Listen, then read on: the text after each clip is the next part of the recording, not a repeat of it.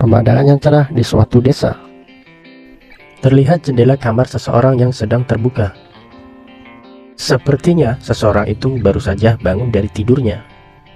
Seseorang itu adalah Miles yang baru bangun dari tidurnya. Dia berucap, "Ah, kepalaku." Terlihat Bos Swallow mendekatinya.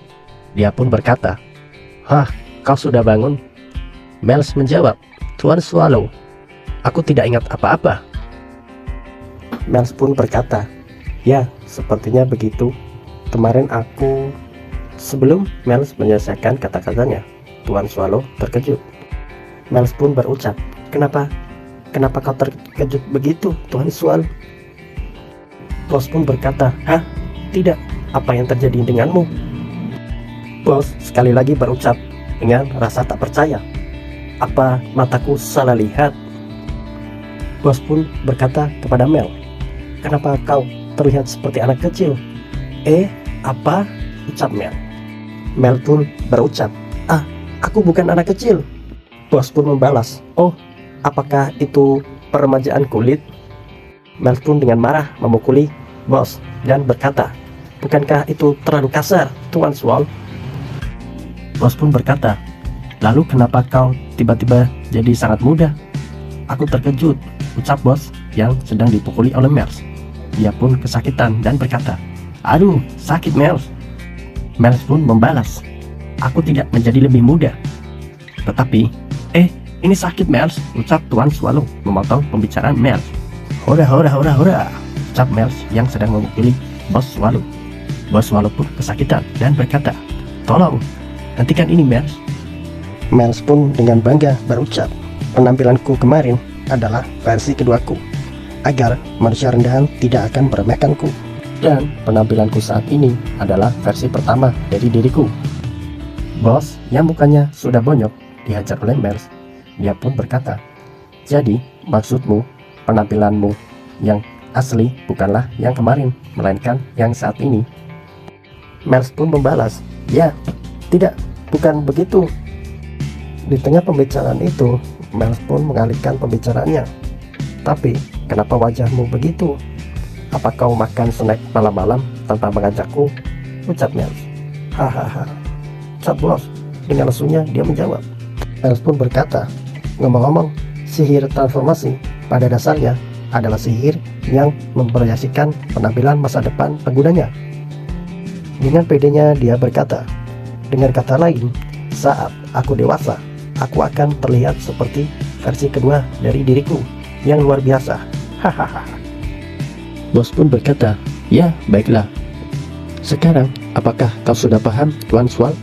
"Ya, begitulah," ucap Bos. Miles pun masih marah dengan jawaban Bos karena itu tidak mengungkapkan perasaannya. Lalu Bos pun menjawabnya, sepertinya pertama-tama kita perlu pakaian baru." Miles pun berkata, "Jangan memperlakukanku seperti bocah."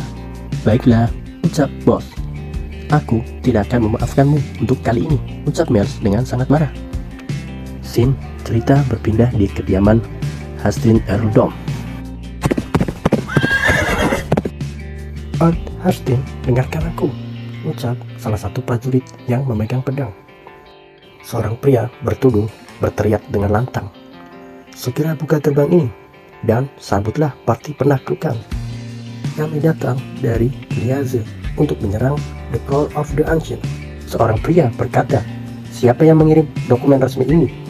Seseorang lainnya pun menjawab, "Dokumen itu dikirim kemarin di bawah nama Trade Ayes."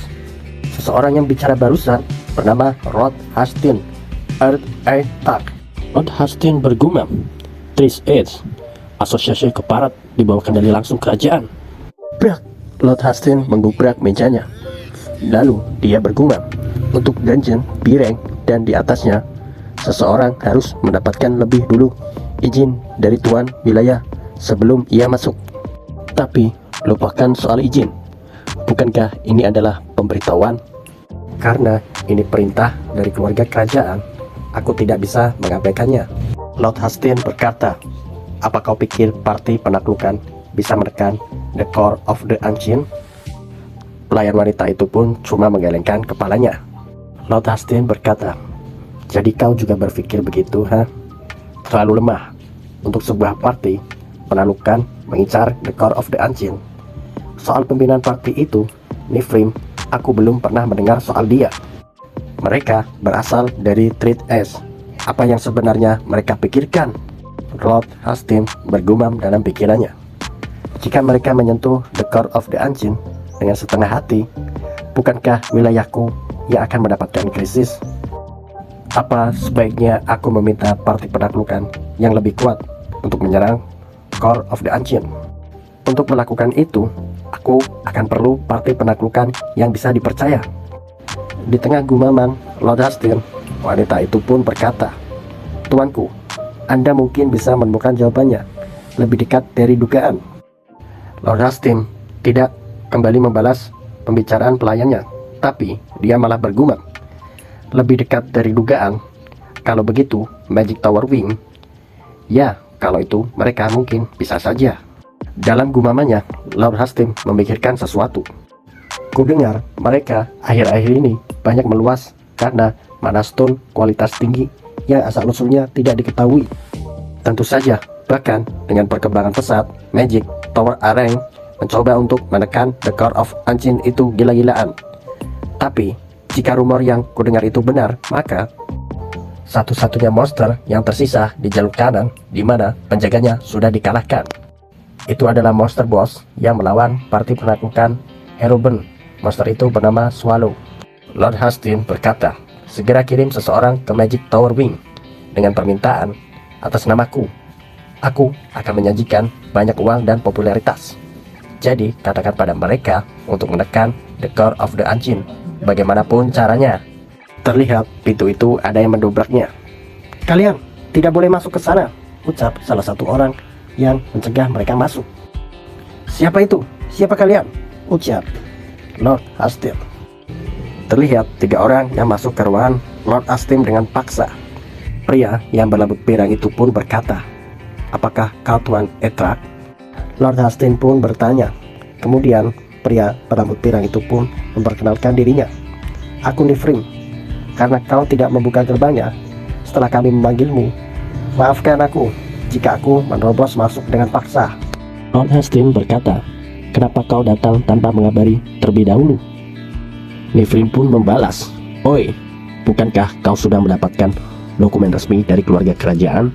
Dengan tatapan mengancam, Nifrim pun berkata, "Jadi, apa ada alasan kami tidak boleh datang?" "Tidak," ucap Lord Hastings. Tapi dia bergumam, "Anak muda sepertinya sudah seganas itu." Di tengah pembicaraan mereka berdua, wanita hijau itu pun berkata, "Hei, kita ini tamu. Kenapa wajahmu begitu? Ayolah senyum. Dan aku ingin makan sesuatu yang manis. Berikan aku teh dan camilan dan sekalian coklat juga." Lord Hastings pun berkata kepada pelayannya, "Cepat, persiapkan." Lord Hastings pun bertanya kepada Nifrim, "Jadi, kenapa kalian mencariku? Apa yang kau bicarakan?" "Tentu saja, kami datang untuk menghancurkan the core of the ancient," ucap Nifrim. "Baru sehari sejak dokumen resmi datang. Kau cepat juga. Kalau begitu, kapan kalian akan pergi?" ucap Lord Hastings.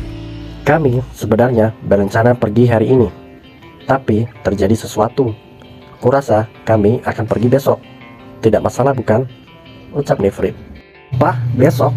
Bukankah itu terlalu cepat? Karena ini adalah tugas yang penting. Bukankah sebaiknya pergi setelah pemulihan total? Aku akan sediakan tempat tinggal dan fasilitas.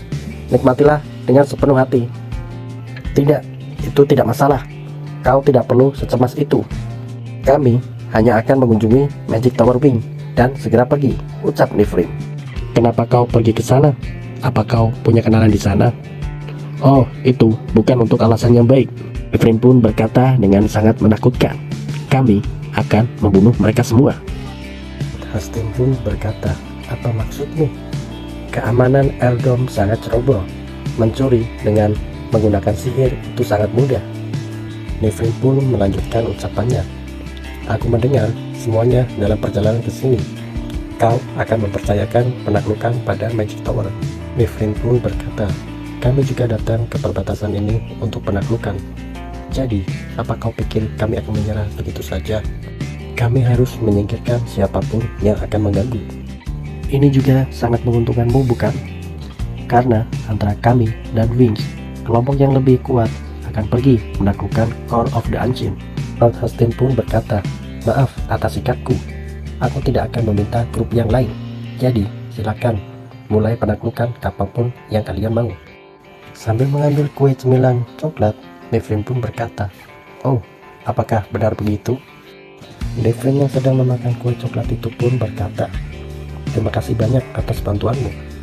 Scene berpindah ketika Patrick sedang menghadapi sekumpulan orang. Di sela pertarungan itu, Patrick berkata, ini sudah waktunya untuk mereka datang. Terlihat bos sedang berjalan-jalan dengan Miles. Bos bergumam, sepertinya tempat ini sangat familiar. Miles berkata sambil menunjuk ke arah dinding kastil. Tuan Sol, sesuatu itu pasti ada di sana. Hei, aku ingin pergi ke pusat teleportasi, ucap bos yang menanyai salah satu seorang prajurit. Prajurit itu pun membalas, ah, maksudnya pusat? Kalau begitu sih masih jauh. Bos pun berkata dengan kaget, apa? Jauh? Ya, ini adalah awal pintu masuk, ucap prajurit tersebut. Prajurit itu pun menjelaskannya kepada bos. Pusat ada di kastil yang tepat di luar istana kerajaan. Jadi, kau masih harus pergi cukup jauh. Dan kau harus pergi melewati 3 dinding kastil lagi. Bos pun bertanya lagi, apa membutuhkan waktu yang lama? Prajurit itu pun membalas, soal itu, kalau dengan berjalan kaki, mungkin membutuhkan waktu seminggu. Kurang lebih memakan waktu selama itu, ucap prajurit tersebut. Apa? Seminggu? Ucap bos dan Mel yang serentak kaget. Prajurit itu pun bengong dan bertanya, apakah ada masalah, Tuan? Habislah aku, kalau begitu ini sudah terlambat. Bos pun bergumam, dia sambil memikirkan keadaan Patrick yang ditinggal.